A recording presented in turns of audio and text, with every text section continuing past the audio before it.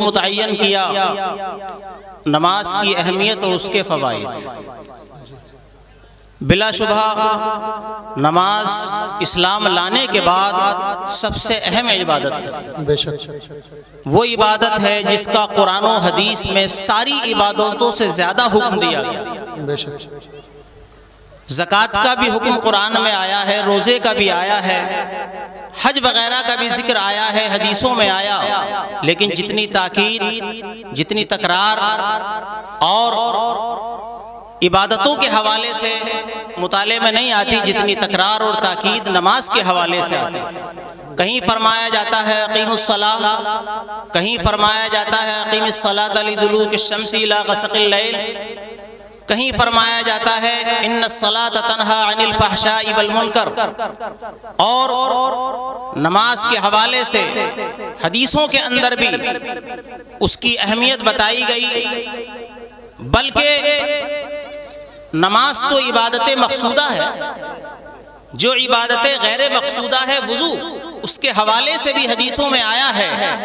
کہ آدمی اپنے ہاتھوں کو دھوتا ہے تو ہاتھوں سے گناہ جھڑ جاتے ہیں صغیرہ، چہرے کو دھوتا ہے تو چہرے سے گناہ جھڑ جاتے ہیں، سر کا مسح کرتا ہے تو سر کے گناہ جھڑ جاتے ہیں، پیروں کو دھوتا ہے تو پیروں کے گناہ جھڑ جاتے ہیں۔ تو جب عبادت غیر مقصودہ کا یہ عالم ہے تو پھر عبادت مقصودہ کا آپ اندازہ خود ہی لگا سکتے ہیں۔ سبحان اللہ۔ بے شک عبادت غیر مقصودہ ہے وضو اور عبادت مقصودہ ہے نماز، تو جب وضو کے یہ کمالات ہیں تو نماز کی اہمیت کا اندازہ کون کر سکتا ہے؟ نماز کی اہمیت کا اندازہ کرنا ہے تو اس حدیث پاک کے ٹکڑے کی طرف آپ نظر کیجئے۔ حضرت جبریل ایک سائل کی شکل میں آتے ہیں اور پوچھتے ہیں مل احسان، احسان کیا ہے؟ تو اللہ کے رسول نے فرمایا احسان یعنی اخلاص یہ ہے کہ ان تعبد کأنک ترا، کہ تم اللہ کی عبادت ایسے کرو گویا تم اس کو دیکھ رہے ہو۔ بے شک اور اگر یہ تصور قائم نہ ہو سکے تو کم سے کم اتنا تصور ضرور قائم کرو کہ وہ تمہیں دیکھ رہا ہے۔ بے شک نماز کی اہمیت کا اندازہ لگانا ہے تو اس حدیث کے ٹکڑے کی طرف نظر فرمائیں کہ ایک حدیث پاک کے اندر آیا اللہ کے رسول صلی اللہ علیہ وسلم کو جب بھی کوئی اہم معاملہ پیش آتا تو آپ نماز کی طرف رجوع فرماتے، بے شک جب بھی کوئی سختی پیش آتی، جب بھی کوئی دشوار گزار معاملہ پیش آتا تو آپ نماز کی طرف رجوع فرماتے تھے۔ ظاہر سی بات ہے ہمیں اپنی زندگی کو گزارنے کے لیے کسی نہ کسی کا نمونہ چاہیے، کوئی نہ کوئی کردار ہمارے سامنے ہونا چاہیے۔ بلا شبہ قرآن پاک کی روشنی کے حوالے سے میں عرض کروں ہمارے لیے سب سے بہترین نمونہ رسول اللہ صلی اللہ علیہ وسلم کی زندگی ہے۔ بے شک تو جب آپ کو کوئی اہم معاملہ پیش آتا تھا تو نماز کی طرف رجوع کرتے تھے، تو ہمیں بھی اگر کوئی اہم معاملہ پیش آئے تو ہمیں بھی تو نماز کی طرف رجوع کرنا چاہیے۔ بے شک اگر ترکی کے مسلمانوں پر کوئی مصیبت آتی ہے تو ان کے لیے دعائیں کرنے کے لیے پہلے مسجدوں کا رخ کرنا چاہیے، مسجدوں میں جا کر کے نماز ادا کرنی چاہیے اور اس کے بعد ان کے لیے دعا کرنی چاہیے۔ خالی موبائل پہ دیکھ کر کے وہاں کی خبروں کو سن کر کے کفے افسوس مل لینے سے تو کچھ نہیں ہوگا، بلکہ دعا کریں، نماز پڑھیں۔ کوئی اہم معاملہ پیش آ جائے تو اللہ تعالیٰ کی بارگاہ میں حاضر ہو کر، اللہ تبارک و تعالیٰ کی بارگاہ میں حاضر ہو کر اپنے ہاتھوں کو اٹھا کر تکبیر تحریمہ کہتے ہوئے نماز کی نیت باندھ لیجئے۔ عزیزان ملت اسلامیہ، یہ تکبیر تحریمہ، یہ استقبال قبلہ، یہ سارے شرائط نماز اور فرائض نماز جو ہیں ان میں آپ ذرا غور تو کیجئے۔ آدمی جب نماز کے لیے کھڑا ہوتا ہے تو اپنے مرکز یعنی قبلہ کی طرف اس کی توجہ ہوتی ہے اور اپنے ظاہر و باطن سے وہ کعبہ شریف کی طرف منہ کرتا ہے اور وہ اپنے منہ سے بھی کہتا ہے منہ میرا کعبہ شریف کی طرف، اور اللہ اکبر کہہ کے ناف کے نیچے ہاتھ باندھ لیتا ہے، ہاتھ اٹھائے جاتے ہیں، ہاتھوں کو بلند کیا جاتا ہے۔ یعنی اس طرح سے آپ نے دیکھا ہوگا کہ کوئی انسان جب تالاب میں ڈوبتا ہے، کسی پانی میں ڈوبتا ہے تو وہ ہاتھ اوپر کو ہاتھ اٹھاتا ہے نا اوپر کو، وہ ہاتھ اٹھاتا ہے اوپر کو۔ اب ہاتھ اٹھانے کا مطلب یہ ہوتا ہے وہاں پر کہ کوئی اگر مجھے دیکھ رہا ہو تو پکڑ لے، مجھے ڈوبنے سے بچا لے۔ ہاتھ اٹھانے کا مقصد یہ ہوتا ہے جب نماز میں انسان داخل ہوتا ہے تو وہاں پر بھی ہاتھ اٹھا کر کے گویا یہ دعا کرتا ہے، اے اللہ میں بڑا گناہگار ہوں، میں سر کے بالوں سے لے کر کے پیروں کے ناخن تک میں گناہوں میں ڈوبا ہوا ہوں، میں بہت بڑا پاپی ہوں، میں بہت بڑا گناہگار ہوں، سیئات سے میرا نامہ اعمال بھرا پڑا ہے۔ اے اللہ تبارک و تعالی، میں اپنے گناہوں سے باز آیا، میں اپنے گناہوں سے باز آیا، مجھے گناہوں کے بھنور سے نکل، میری زندگی گناہوں کے گرداب میں ہچکولے کھا رہی ہے۔ اے اللہ تبارک و تعالی، میری زندگی مجھے ان گناہوں کے کشتی جو ہے، اے اللہ تبارک و تعالی مجھے اس سے نجات عطا۔ عزیزان ملت اسلامیہ، اسی طرح سے آپ ایک ایک رکن اور نماز کی ایک ایک شرط کو دیکھتے چلے جائیے۔ اللہ تعالیٰ فرماتا ہے ان الصلاۃ تنہی عن الفحشاء والمنکر، بے شک نماز بے حیائی اور بری باتوں سے روکتی ہے۔ آپ کہیں گے مولانا قرآن پاک کی آیت کا ترجمہ آپ نے کیا، قرآن پاک کی ایک ایک آیت، ایک ایک حرف، ایک ایک زیر زبر، ایک ایک نقطے پر ہمارا ایمان ہے، مگر ہم تو یہ دیکھتے ہیں کہ بہت سارے لوگ نماز پڑھتے ہیں لیکن وہ گناہوں سے نہیں بچتے، بہت سارے لوگ نماز پڑھتے ہیں لیکن وہ جھوٹ بھی بولتے ہیں، بہت سارے لوگ نماز پڑھتے ہیں اور مسجد ہی میں خوب شور شرابہ بھی کرتے ہیں، بہت سارے لوگ نماز پڑھتے ہیں، یہ قیامت کی نشانی بتائی گئی ہے مسجدوں میں شور کرنا، اور آج یہ بیماری ہمارے اندر بہت زیادہ پائی جا رہی ہے، مسجدوں کا ادب و احترام ہمارے دلوں سے نکلتا چلا جا رہا ہے۔ بہرحال عزیزان ملت اسلامیہ، تو ہم دیکھتے ہیں کہ ایک نمازی بھی ہے لیکن گناہگار بھی ہے، ایک نمازی بھی ہے لیکن شراب خور بھی ہے، ایک نمازی بھی ہے لیکن وہ گناہ کرتا ہے، تو قرآن پاک کی آیت جھوٹی تو ہو نہیں سکتی، اللہ تعالیٰ کا فرمان جھوٹا تو ہو نہیں سکتا۔ ومن اصدق من اللہ حدیثا ومن اصدق من اللہ قیلا، اللہ تعالیٰ سے سچی بات کس کی ہو سکتی ہے؟ سب سے سچا وہ ہے، اس سے سچی کسی کی بات نہیں ہو سکتی۔ تو اللہ نے فرما دیا نماز بے حیائی اور بری باتوں سے روکتی ہے، تو بلا شبہ روکتی ہے۔ یہ ایک نسخہ قرآنی ہے، یہ ایک اللہ تعالیٰ کا عطا کردہ نسخہ ہے کہ نماز بے حیائی سے روکتی ہے، یہ بالکل فائنل ہے، اس میں کسی شک و شبہ کی کوئی گنجائش ہو نہیں سکتی۔ تو پھر کیا وجہ ہے کہ نمازی ہے لیکن پھر بھی گناہگار ہے، نمازی ہے پھر بھی غلط کاریاں کر رہا ہے، نمازی ہے پھر بھی غیبت کر رہا ہے، نمازی ہے پھر بھی ایک دوسرے سے حسد کر رہا ہے، نمازی ہے پھر بھی نماز ہی کے اندر جو ہے ایک دوسرے پر جو ہے حسد کر رہا ہے، نمازی ہے پھر بھی مسجد میں جمعے کے دن چوریاں کیوں ہوتی ہیں، چپل کیوں چورتے ہیں؟ کیا وہ شیطان چرا کے لے جاتا ہے؟ ہم ہی چراتے ہیں ایک دوسرے میں، ہم ہی لوگ ہوتے ہیں جوتیاں چرانے والے، ہم ہی لوگ ہوتے ہیں چپل چرانے والے۔ یہی شیخ حرم ہے جو چرا کے بیچ کھاتا ہے، یہی شیخ حرم ہے جو چرا کے بیچ کھاتا ہے۔ گلی میں بوزرو دلقے اویسو چادر زہرا، تم تو صرف چوری چپل ہی چراتے ہو، بڑے بڑے کارنامے انجام دے رکھے ہو، بہت کچھ کر رکھا ہے ان لوگوں نے۔ علامہ اقبال نے بہت دنوں پہلے کہہ دیا تھا گلی میں بوزرو دلقے اویسو چادر زہرا،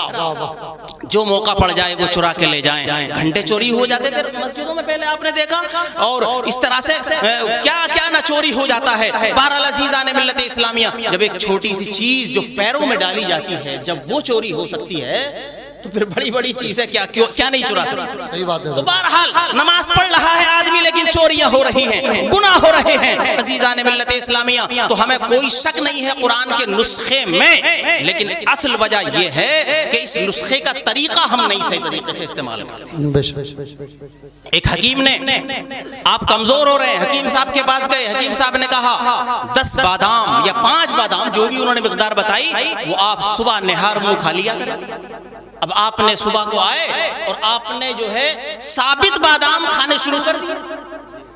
حالانکہ حکیم صاحب کا مقصد تھا گری کھانا ہے، اس کا مغز کھانا ہے، اس کا گودا کھانا ہے، لیکن آپ نے ثابت بادام ہی کھانا شروع کر دیے، تو ظاہر سی بات ہے وہ بادام آپ کو نقصان دے گا، فائدہ نہیں دے گا۔ تو کیا حکیم کے نسخے میں کوئی کمی ہے؟ نہیں، حکیم کے نسخے میں کوئی کمی نہیں ہے، بلا شبہ بادام مقوی ہے، بلا شبہ بادام جو ہے تقویت دیتا ہے، لیکن جب اس کا طریقہ استعمال آپ بدل دیں گے، اس کا استعمال کا طریقہ آپ بدل دیں گے تو بجائے فائدے کے نقصان دے گا۔ اسی طرح سے یہ قرآن کا نسخہ ہے، نماز بے حیائی سے بھی روکتی ہے، نماز بری باتوں سے بھی روکتی ہے، لیکن اس کا جو طریقہ ہے نماز ادا کرنے کا وہ طریقہ وہی ہونا چاہیے جو میرے آقا نے ارشاد فرمایا کہ نماز ایسے پڑھو جو گویا تم خدا کو دیکھتے۔ سبحان اللہ۔ اور اگر یہ تصور نہ قائم ہو سکے تو یہ تصور قائم کرو کہ گویا خدا تمہیں دیکھتے۔ بے شک اگر حضور کے اس طریقے کی روشنی میں ہم نماز پڑھیں گے جو طریقہ ہمیں حضور نے بتایا ہے تو بلا شبہ نماز بے حیائی اور بری باتوں سے جیسے پہلے روکتی تھی، جیسے حضرت ابو بکر کو روکتی تھی ہمیں بھی روکے گی، جیسے حضرت عمر فاروق اعظم کو روکتی تھی ہمیں بھی روکے گی، جیسے حضرت عثمان غنی کو روکتی تھی ہمیں بھی روکے گی، جیسے حضرت مولا علی کو روکتی تھی ہمیں بھی روکے گی، لیکن شرط یہ ہے کہ جو طریقہ ہے نماز پڑھنے کا اس طرح سے ادا کرنی چاہیے۔ بے شک نماز کی اہمیت اور نماز کے فوائد، نماز کے بے شمار فائدے ہیں، دل پر نورانیت آتی ہے نماز پڑھنے سے، چہرے پر نورانیت آتی ہے نماز پڑھنے سے، اور دل منور ہوتا ہے نماز پڑھنے سے، دل گناہوں سے صاف ہو جاتا ہے نماز پڑھنے سے، اور بہت بڑا فائدہ یہ ہے کہ نماز الصلاۃ معراج المومنین ہے، نماز مسلمانوں کی معراج ہے، اور ایک نماز کا فائدہ یہ ہے کہ الصلاۃ عماد الدین، نماز دین کا ستون ہے، من اقامها اقام الدین، جس نے نماز کو قائم کیا اس نے دین کو قائم کیا، ومن هدمها فقد هدم الدین، اور جس نے نماز کو منہدم کیا، نماز کو قائم نہیں کیا، اس نے دین کو منہدم کیا۔ عزیزان ملت اسلامیہ، اور اسی طرح سے نماز کے کتنے فائدے ہیں، آدمی پاک رہتا ہے نماز پڑھتا ہے، بے نمازی اکثر و بیشتر ناپاکی کی حالت میں رہتے ہیں، کب موت آ جائے، کب موت کا فرشتہ آ جائے، ناپاکی کی حالت میں دنیا سے جانا ہو، لیکن یہ نمازی کو یہ شرف حاصل ہے کہ وہ نماز میں ہوتا ہے، جب وہ نماز پڑھتا ہے تو اپنے کپڑوں کا بھی لحاظ کرتا ہے، اپنے بدن کا بھی لحاظ کرتا ہے، جس جگہ نماز پڑھتا ہے اس جگہ کو بھی دیکھتا ہے، ساری پاکیاں حاصل کرنے کے بعد جب وہ نماز کے لیے نیت باندھتا ہے اور کہتا ہے اللہ اکبر، ناف کے نیچے نیت باندھ لی، اعناف کے نزدیک ناف کے نیچے نیت باندھنی ہے، مردوں کو اور عورتوں کو سینے پر نیت باندھنی ہے۔ عزیزان ملت اسلامیہ، اس کے اندر یہ حکمت بتائی گئی ہے کہ کیا ہو رہا ہے، اچھا درود پاک پڑھے، اللہم صلی علی سیدنا و شفیعنا و مولانا محمد وبارک وسلم، صلو علیہ صلاۃ و سلام علیک یا رسول اللہ۔ ناف کے نیچے ہاتھ باندھ لیا مرد نے، مرد کا نفس امارہ، خواہش نفسانی کا جو مرکز اور محور ہے وہ ناف کے نیچے، بے شک اس لیے حضرت امام اعظم ابو حنیفہ رضی اللہ تعالیٰ عنہ یہ حکم دیتے ہیں اپنے مقلدین کو کہ ناف کے نیچے ہاتھ باندھ کر کے زبان حال سے یہ اعلان کر دو، اے اللہ تعالیٰ میں اپنی خواہش نفسانی کو مار کر کے تیری بارگاہ میں حاضر ہو رہا ہوں، میرے ٹوٹے پھوٹے سجدوں کو قبول کر لینا۔ سبحان اللہ۔ اسی طرح سے عورت کا جو خواہشات نفسانی کا مرکز و محور ہے وہ سینہ ہوتا ہے، اس لیے انہیں یہ حکم دیا گیا کہ وہ سینے پر ہاتھ باندھیں اور زبان حال سے وہ بھی یہ کہیں، اے اللہ تبارک و تعالی ہم اپنی خواہش نفسانی کو تج کر کے، خواہش نفسانی کو پیروں تلے دبا کر کے، روند کر کے ہم تیری بارگاہ میں حاضر ہیں، اے اللہ تعالی ہماری نمازوں کو قبول فرما لے۔ عزیزان ملت اسلامیہ، اسی طرح سے ہم اپنے بزرگان دین کو دیکھیں کہ ان کی نمازیں کیسی ہوتی تھی، کیسے خلوص کے ساتھ وہ لوگ نمازیں پڑھا کرتے تھے۔ آج ہماری نمازوں کا عالم یہ ہے کہ ہم نماز پڑھتے ہیں لیکن سارا حساب و کتاب جو ہے نماز میں ہی لگا لیتے ہیں، کہاں کیا کیا آج، کھیت پہ کون سے کھیت پہ جانا ہے، کیا کیا کیا نہیں کیا، ساری چیزوں کا حساب وہ وہیں پر لگا لیتے ہیں۔ ایک شخص آیا، اس کا مال رکھ کر کے کہیں وہ بھول گیا، مال اس نے دفن کیا کہیں زمین میں، پہلے کوئی آج کی طرح تجوریاں یہ سب کچھ نہیں ہوتا تھا، لوگوں کے پاس زیادہ خزانہ ہوتا تھا تو وہ مٹکے جو ہے زمین میں لگوا دیا کرتے تھے، مل جاتے ہیں بعض لوگوں کو مٹکے صاحب ہیں، تو بہرحال اس نے اپنا مال کہیں دبا دیا اور وہ بھول گیا۔ حضرت امام اعظم کی بارگاہ میں گیا، حضور مال دبا دیا تھا، بھول گیا، تو حضرت نے فرمایا کہ ٹالنے کی کوشش کی، وہ بہت بڑے امام اعظم تھے، بہت بڑے امام تھے، وہ فقیہ اعظم تھے، معوض نہیں تھے، جی معوض نہیں تھے، کاروباری تعویذ کرنے والے نہیں تھے، ٹالنا چاہا، لیکن جب وہ نہیں گیا تو آپ نے ایک وظیفہ بتا دیا، نماز پڑھ لیجیے، نماز پڑھ لینا جا کر کے، لیکن 100 رکعت نماز پڑھیں، 100 رکعت نماز پڑھ لینا جا کر کے، انشاءاللہ تیرا مال تجھے مل جائے گا۔ روایت کے اندر آتا ہے، واقعے کے اندر، کہ جب اس نے نماز کی نیت باندھی تو بس اس کا دماغ کہاں گیا تھا، میں کہاں گیا تھا، سب پورا نماز پڑھ رہا ہے، منہ میرا کعبہ شریف کی طرف اور دل ہے کھیت میں، منہ میرا کعبہ شریف کی طرف اور دل ہے بازار میں، منہ میرا کعبہ شریف کی طرف اور دل ہے نہ جانے کہاں، آلووں کا بھاؤ بہت مدہ ہو گیا. بہرحال اللہ تبارک و تعالیٰ کسانوں کی حالت زار پر رحم فرمائے, آمین آمین اور تاجرین کی حالت پر بھی رحم فرمائے. آمین آمین. بہرحال پہلی ہی رکعت چل رہی تھی, اسے اپنا مال یاد آ گیا, دھیان بالکل ایک دم سے وہیں پہنچ گیا, بولے ہاں وہاں دبایا. 2 رکعت بہت جلدی کر کے جلدی اس نے پوری کی اور پہنچ گیا امام اعظم کی بارگاہ میں صبح کو, اور جا کر کے پورا واقعہ بتایا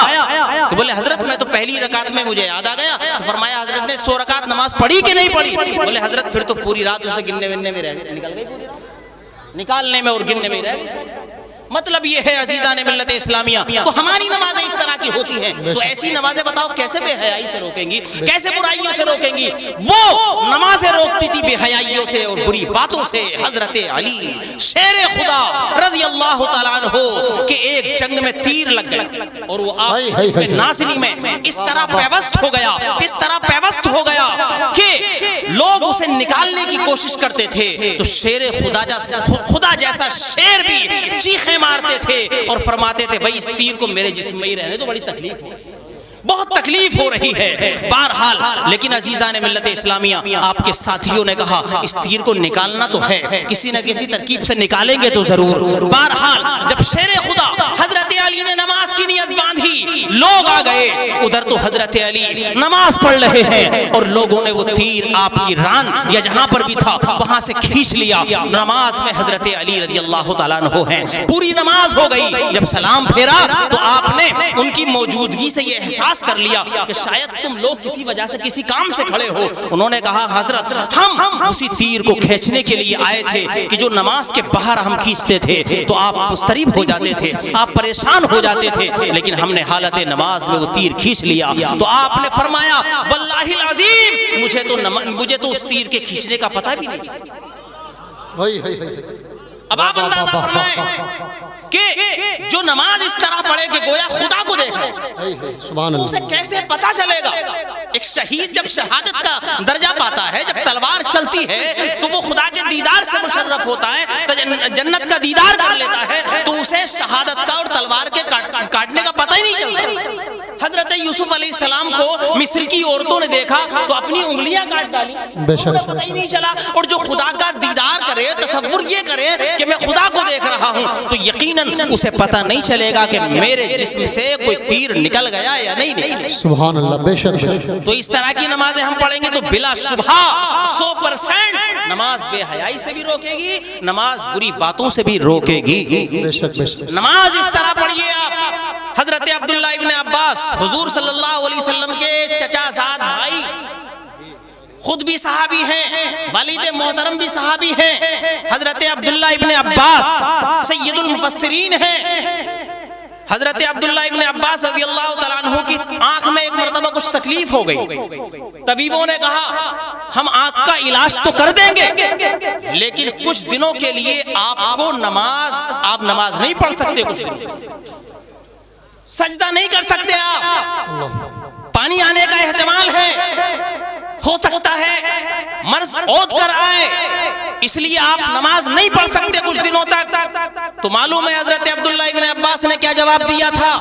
حضرت عبداللہ ابن عباس نے ارشاد فرمایا تھا کہ میں اندھا رہنا تو گوارا کرتا ہوں, لیکن ایک وقت کی نماز چھوڑنا گوارا نہیں کرتا. مجھے اندھا رہنا گوارا ہے, لیکن ایک وقت کی نماز چھوڑنا گوارا نہیں. حضرت حاتم بلخی رحمت اللہ تعالی علیہ کے پاس ایک دن حضرت عاصم اسام نام ہے ان کا, محدث ہیں, وہ آئے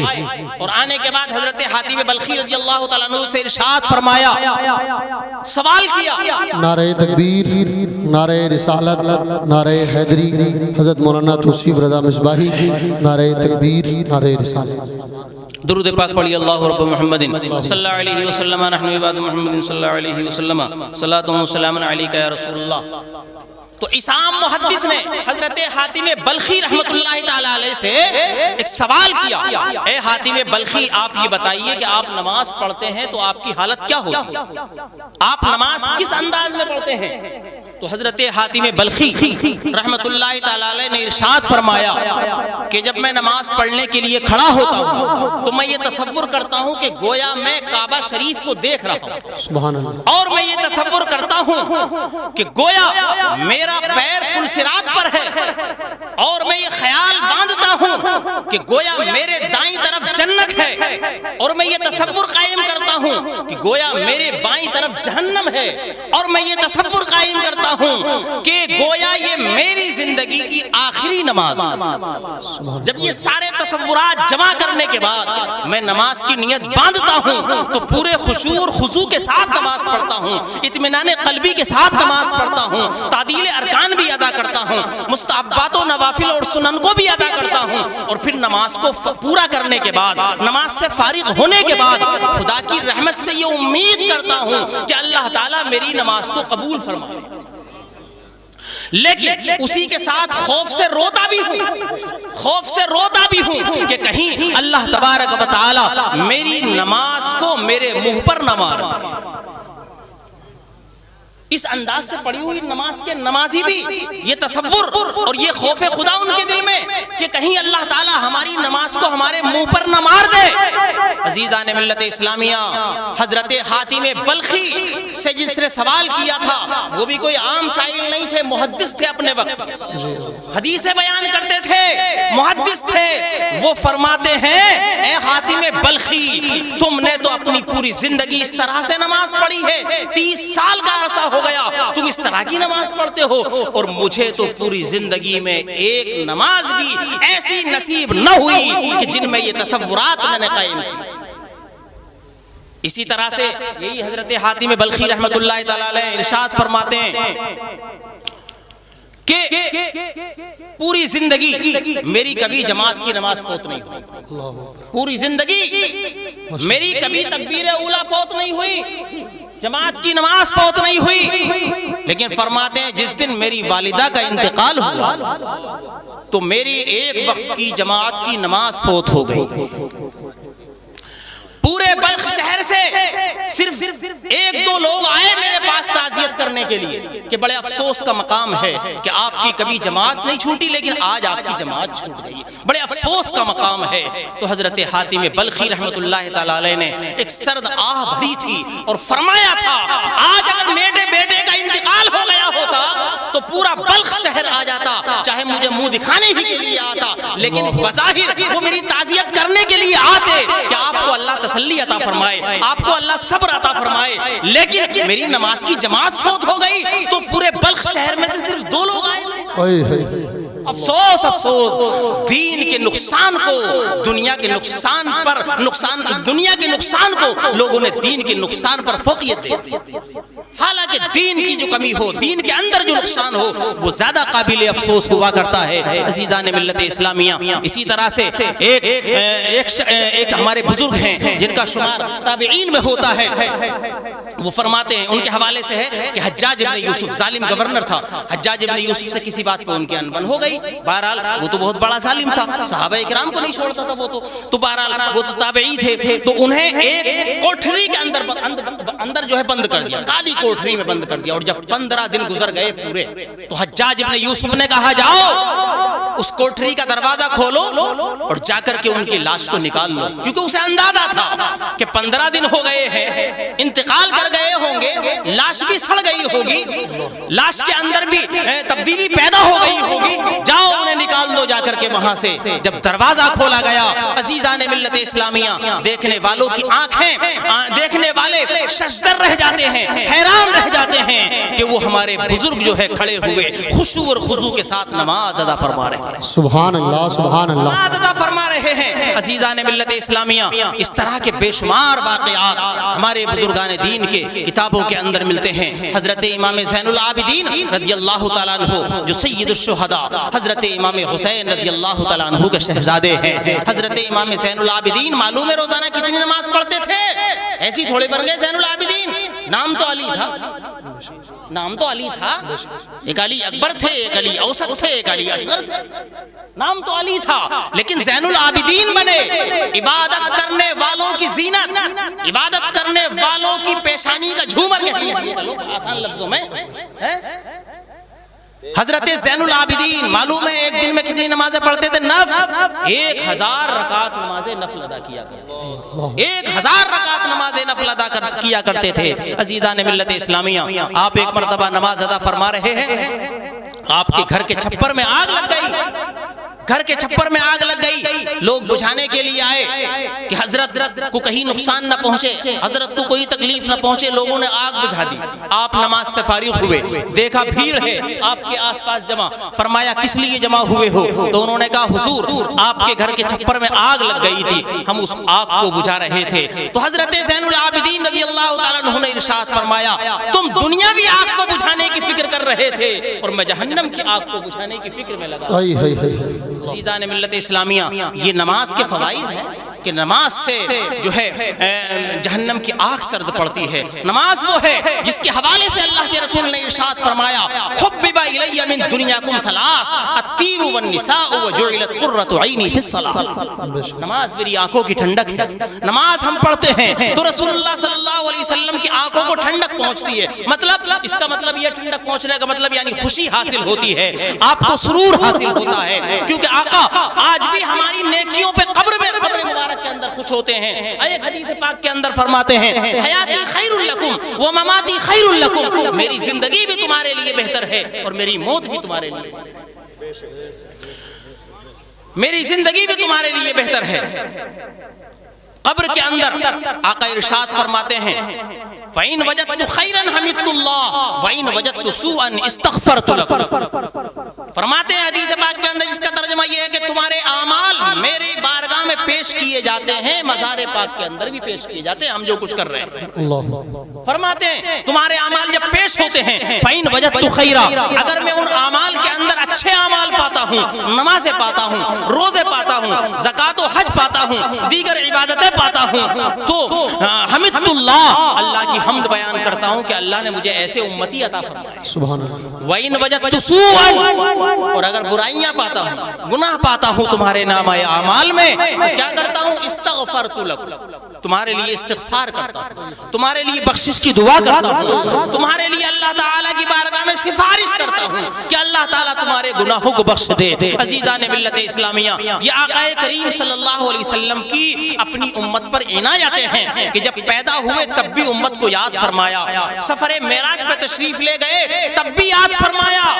اور جب حضور سرور کونین صلی اللہ علیہ وسلم مزار پر انوار میں آپ کو پہنچایا گیا تب بھی اپنی امت کو یاد فرمایا، اور آج قبر انور میں بھی اپنی امت کو یاد فرما رہے ہیں، اور کل میدان محشر میں بھی اپنی امت کو یاد فرمائیں گے۔ جب امتیں دوسرے نبیوں کے پاس جائیں گی، مخلوق خدا کبھی حضرت آدم کے پاس جائے گی، کبھی حضرت نوح کے پاس جائے گی، کبھی حضرت موسیٰ کے پاس جائے گی، کبھی حضرت عیسیٰ کے پاس جائے گی، سب کہہ دیں گے آج ہمیں تو خود اپنے معاملات کی سوجی ہوئی ہے۔ بہرحال آخر میں حضور سرور کونین صلی اللہ علیہ وسلم کی بارگاہ میں جب حاضر ہوں گے لوگ تو حضور ارشاد فرمائیں گے انا لہا انا لہا، میں اسی لیے ہوں، میں اسی لیے ہوں۔ عزیزان ملت اسلامیہ، بہرحال اللہ تبارک و تعالی میرے ان کلمات کو قبول فرمائے، اور میں نے اپنے موضوع پر جو کچھ گفتگو کی ہے اللہ تبارک و تعالی سے دعا ہے کہ اس میں قصداً یا سہواً کوئی غلطی ہوئی ہو اس کو معاف فرمائے، آمین۔ وآخر دعوانا ان الحمدللہ رب العالمین۔ السلام علیکم ورحمۃ اللہ وبرکاتہ۔